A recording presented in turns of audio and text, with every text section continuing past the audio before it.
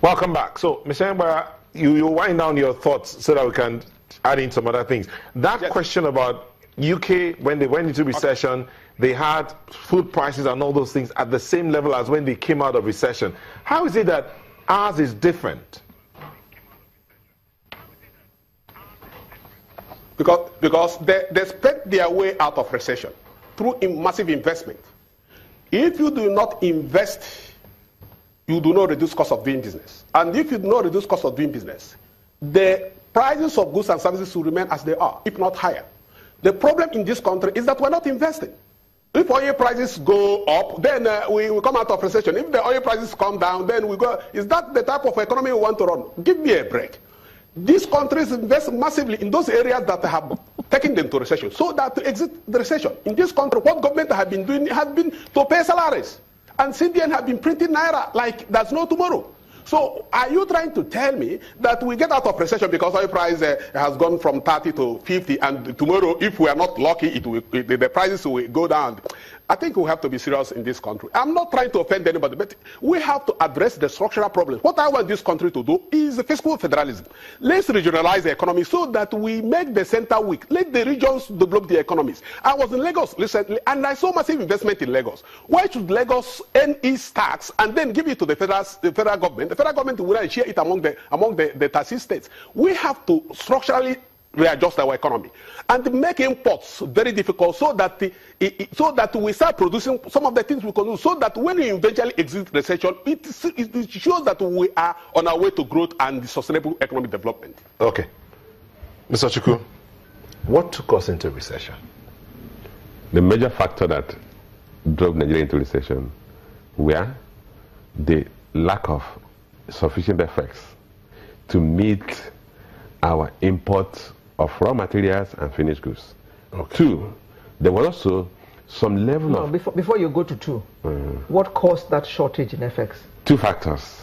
Reduction in crude price, and most importantly, reduction in production. Let me tell you, reduction of what? In crude price and reduction in production. Oil production. Oil production. Okay. So that what Mr. Mbara has said about why do we tend to, why are we so dependent on everything crude, both production and all of that? Okay. So the prices increase, we are smiling. The prices go down, we're crying. Okay, if you look at, in the first place, that is the structure of our economy today. Which is what he said, we need to restructure. No, there's no doubt about that.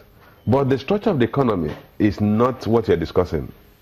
What we're discussing is, are we out of recession? Or are we on the road to on the road to recession, to come out of recession? The structure of the economy, nobody is disputing the fact that we have a skewed economic structure where 90% of our foreign exchange earnings coming from one single product, which we do not control its price, and that is crude. But the basic thing is this: that is where we are today. What measures we will take to restructure the economy, some of them are contained in the economic growth and recovery plan, economic recovery and growth plan, among which is that we need to diversify our sources of foreign exchange earnings. You see, today, the problem we have is not whether the economy is diversified. The economy is largely diversified because there's no sector of the economy that accounts for more than 26%. In fact, the largest share of the economic contribution is coming from agriculture, which accounts for 26% of the GDP. But that is not the issue.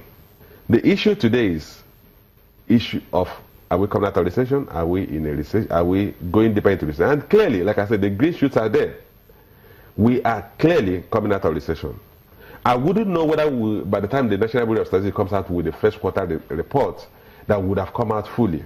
But clearly, I believe if we continue on this trajectory, by the end of second quarter, Nigeria will be officially out of recession.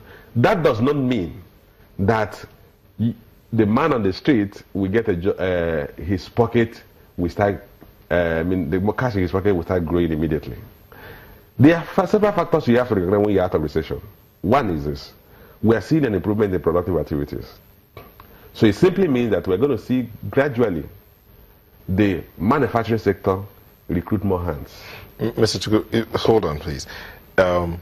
If we continue on this trajectory, things will get better, right? Yes, definitely. Clearly. Okay. But in this trajectory that we're going on, if we continue here, it doesn't necessarily mean that the pockets of the man on the streets will increase. Hold on. Now, what will cost the pockets of the man on the streets to be sufficient for him and his family if the locally manufactured goods are even more expensive than the ones that are imported? Okay. What will create... Because that man needs to understand... How do we lift... Let me rephrase your question. How do we lift the majority of Nigerians out of poverty? The value of the money in the man's pocket out of recession. Okay. How do we improve the purchasing power of the Nigerian? Okay. Yes. Yes. Okay. One, that for us to improve the purchasing power of the currency, we need to reduce the exchange rate. We need to revalue the currency. But that may not be the route to go. And when I mean revalue the currency, if today the exchange rate is 150 to $1, for instance, what do you think will happen? The value of your Naira can command more goods and services than also. Okay. But how do we get to an economy that is strong enough to have an exchange rate of 150 Naira to $1? That will come from improving our foreign exchange earnings. Which is also... Then how do we improve our foreign... I'm taking us through the steps. Okay. How do we improve our foreign exchange earnings? Are you therefore saying that if we suddenly became awash with foreign exchange, it would bring down the price? You see, that we're paying for the exchange rate is a function of your foreign exchange earning capacity and your reserve. Today, we have work, but I want us to... Our foreign exchange earning capacity is in just one direction. What the structural change we need to effect on the economy. Okay. From the logic of what we're pursuing now. And I said, for you to have a stronger Naira, you need to improve our foreign exchange earnings. For us to improve our foreign exchange earnings, we need to be able to export more products than we import. Not necessarily crude. Not necessarily crude. How do we do that? We need to create incentives to specific sectors of the economy that have the capacity to expand, grow into an export sector. We have done that successfully with cement. We are currently doing same in with sugar. I hope we'll be able to do that in palm oil or in palm produce. Sorry, are you saying that we are exporting sugar? No, I said we have a sugar policy that is leading to backward integration, where virtually all the importers of sugar are setting up sugar plantations and sugar refineries. So eventually, we're going to win ourselves because we're going to produce enough of sugar to meet our local consumption. And so subsequently, import. Of course, once you meet your local consumption, you automatically reduce the demand for FX for that particular product. Okay. And then if that growth continues, you begin to export. We move from a 2 million metric tons of cement production to 35 million metric tons of cement production. We used to be a net cement importer. I don't know if you were old enough when you had the cement Amanda. Today, that same country is exporting cement. But let me also tell you. But then the price of cement has also gone up, even though we're exporting. Yes, but we're not importing cement. The key thing about it is this. So what kind of joy does that give the citizens of the country? It doesn't give them any joy. So they're paying more I want for the locally produced cement than for the one that used to be imported. You see, when you talk of how much we pay for the local cement, or what we even pay for what we consume locally, you have to look at two factors.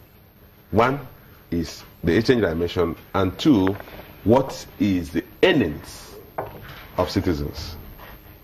The key thing that is lacking today is that when your currency devalues, there should have been an adjustment in the wages and salaries of those who earn such income to reflect the adjustment in the price level. And that is what exactly do you mean by that? Okay. Minimum wage is still 18,000. That's what I'm saying. That look. And what can 18,000 naira buy? Nothing. Ideally, when the 18,000 naira was, when they came up with 18,000 naira, it was something like $100. Dollars. Yes. Just over $100. About yes. $100. Today, at the exchange rate of 305 or 360 or whatever you call it, we are talking about something close to $50. So in an economy where you have a strong labor force, they should have pushed for an adjustment in a minimum wage. What is missing is this, that people's income, for those who are remaining in employment, are not reflecting the changes in the price level. Mr. Joko, this thing is getting more and more complicated. You said they should have adjusted salaries. How? Even the 18,000, they had problems paying. That's the public sector. Odele is dying to come in. Okay. Yes, Odele, please, let's hear from you.